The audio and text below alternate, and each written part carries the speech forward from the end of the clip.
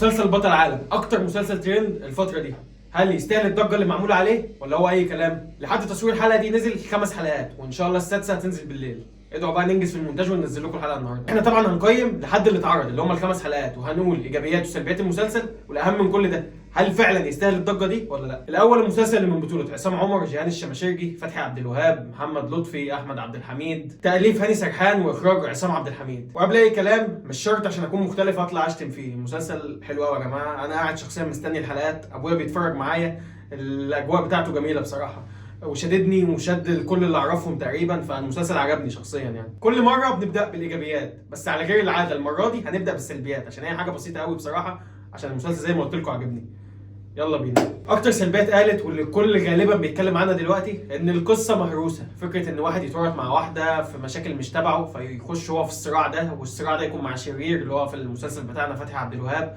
القصه دي اتهرست كتير، دي اكتر كلام بيتقال. انا شخصيا شايف ان الموضوع مش قصه سلبيه قوي يعني، عادي. افلام كتير ومسلسلات كتير بتحكي قصص اتحكت قبل كده، بس الصياعه كلها انك تبيع لي ان انا اتفرج باي تمن بقى. فمفيش مشكله ان انت تعيد قصه او تحكي حاجه اتهرست. افلام كتير قوي في اجنبي عربي كله بيبقى قصص اتقالت قبل كده، طبيعي ده مش شرط تبتكر كل فيلم او مسلسل يبقى قصه جديده. الصياعه فين؟ ان انت في الاول والاخر تبيع لي المنتج ده، تخليني قاعد بتفرج وانا مستنيه وانا متحمس، وهم نجحوا فيه كده بدليل ان هو ترند. فانا شايف ان السلبيه دي نفسها عبثيه اصلا، ورغم ان انا عارف النهايه غالبا، عارف الاحداث الجايه بنسبه كبيره، بس انا قاعد عندي شغف ان اتفرج، ودي الصياعه اللي بقول عليها ان انت شاري المسلسل. فانا شايفها مش سلبيه اصلا. في بقى شويه انتقادات جت للمسلسل كده شفتها على السوشيال ميديا، هي مش هقولها سلبيات لان انا مش مقتنع انها سلبيات، وهرد عليها كمان. اول حاجه مثلا زي ان عصام عمر هو وشه طيب، مش وش حد شرس ولا حد بقى مقطع البطاقه وصايع ومفيش منه اتنين وكده. وده انا شايفه منطقي. ليه منطقي؟ الشخصيه نفسها مش بلطجيه، هو مش مطلعين دور بلطجي او دور واحد ملوش كبير او كده، لا هو راجل كان محترم عادي جدا، ملاكم كمان.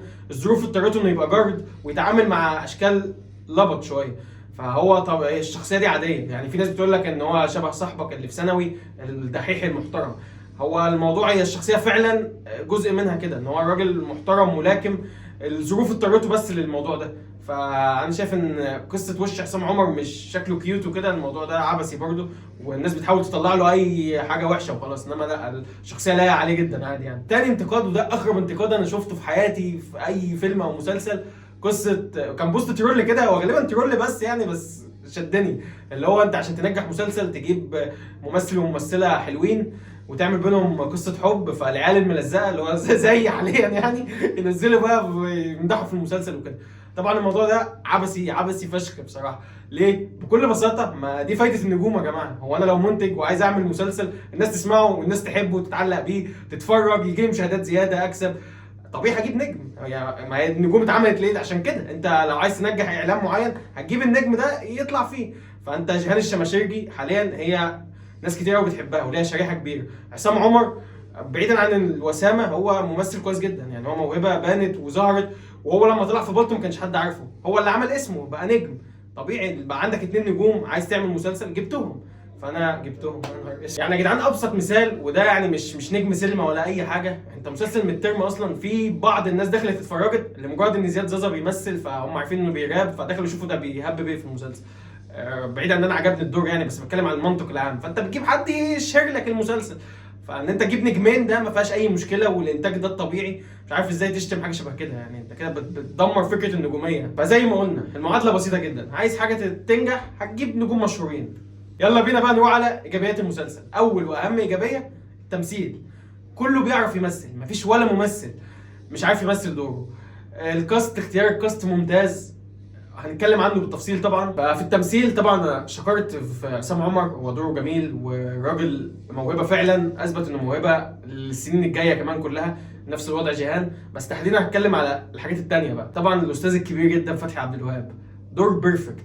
الراجل مش بيجسد لك الشر، الراجل بيجسد لك الشيطان شخصيا، انت بتشوفه نقل المسلسل كله في حته تانية. فالراجل انفعالاته كلها هاديه بسيطه، بيبتسم، عينيه بتخوفك، بيبين لك قد ايه هو عارف يوصل كل ده من عينيه بس مثلا.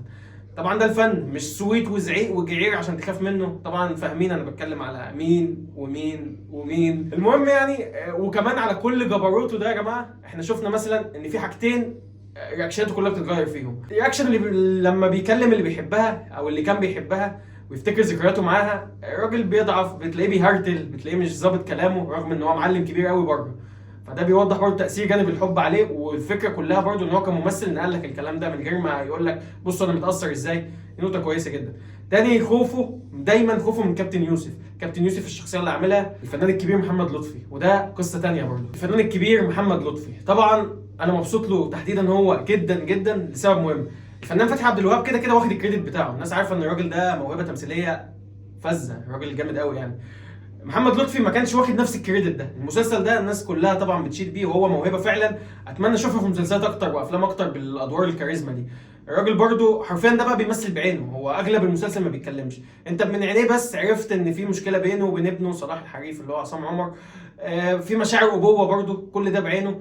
الراجل ده ما بيخافش من اي حاجه، بس مجرد ما سليمان هدده بابنه انت شفت في عينيه ان هو فعلا مرعوب، عادي جدا، من غير عياط، من غير سويت، من غير زعيق، زي ناس وناس وناس. نيجي بقى الاضافه دي نقلت المسلسل برضه في حته ثالثه خالص، اضافه الكوميديا في الموضوع. وهنا انا بتكلم عن الفنان الموهبه الكبيره قوي احمد عبد الحميد. الراجل ده انا متابعه بس ما كنتش متوقع ان يطلع منه الكوميديا دي. طبعا بتكلم عن شخصيه ريعو تحديدا. الشخصيه دي يا جدعان شخصيه اضافت للعنصر شق كوميدي. بقى انا مثلا سايب الاحداث بقى وفاكس الاحداث الرئيسيه وانا عايز اتفرج على مشاهد ريعو وصلاح. الراجل دمه خفيف قوي، كوميديا سلسه برضه، مش بيحزقوا ولا يقولوا الافيه بالعافيه عشان تضحك عليه، لا الراجل كلامه العادي كده بيضحك. فانا حرفيا بقيت بستنى مشاهد ريعو ده عشان اقعد اضحك. هو لوحده سبب كافي جدا ان اتفرج على المسلسل اصلا.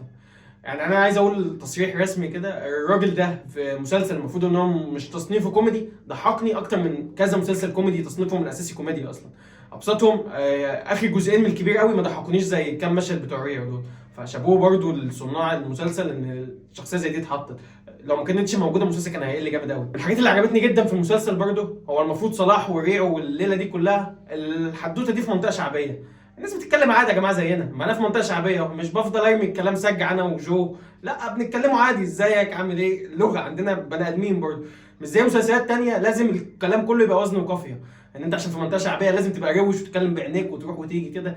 طبعا زي احمد العوضي طبعا انا عمال ارمي عليه من الاول، دلوقتي انا بقولها شخصيا جاي لكم في رمضان، انا مش هسيبكم انتوا المحتوى في رمضان. وقبل ما انسى صحيح، انا بجد مبسوط من قلبي جدا جدا لتامر الجيار، بعيدا عن الترول والهزار، الراجل ده دايما بيسعى وكان دايما مجتهد ونفسه ياخد الفرصه والفرصه جات له.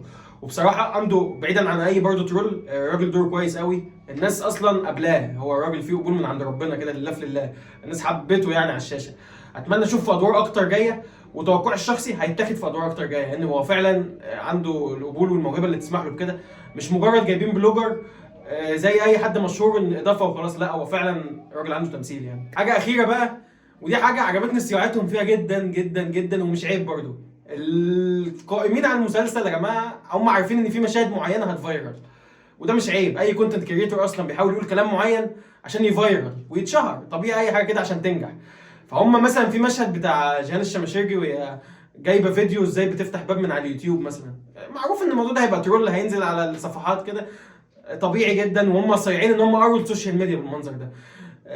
الايديت اللي هياخدوه بعد كده لجهاد الشماشيجي هيتعمل على البت جامده استيراد يوناني، الايديت اللي هيتعمل على علاقتها مع عصام عمر كلها طبعا امير، يعني الحاجات دي كلها هم كانوا راسمينها صح من البدايه، وعملوا ان في حاجات معينه هتفايرل كده، والدليل ان هم اصلا سواء جهاد الشماشيجي او عصام عمر خدوا فيديوهات من دي نزلوها، فدي اصلا دعايه او ماركتنج صايع فشخ من قائمين على المسلسل كله، فدي حركه عجبتني، مش حركه رخيصه وكده، لا هو السوق ماشي كده بصراحه. كده يبقى خلصنا كلام عن الخمس حلقات اللي نزلوا، وكده كده مستنيين الحلقات الجايه وهنطلع نقيمها مع بعض برضه. في اجابات اسئله كتير ما اتجاوبتش لسه، يعني ايه اللي حصل بين سليمان المحروق وكابتن يوسف زمان خلى الموضوع ملعبك بينهم قوي كده، ايه اللي حصل بين كابتن يوسف وصلاح خلاه يقطعوا، كل دي حاجات هتبان لنا في الحلقات الجايه. المهم رايك انت دلوقتي، رايك انت، انزل قول لنا ايه رايك في اللي اتعرض، وانت نازل بقى بتسيب لنا كومنت كده، ما تنساش سبسكرايب لايك فولو على التيك توك، هتلاقي برضو لينك البراند بتاعنا، قد سين ملوش منافسين. سلام.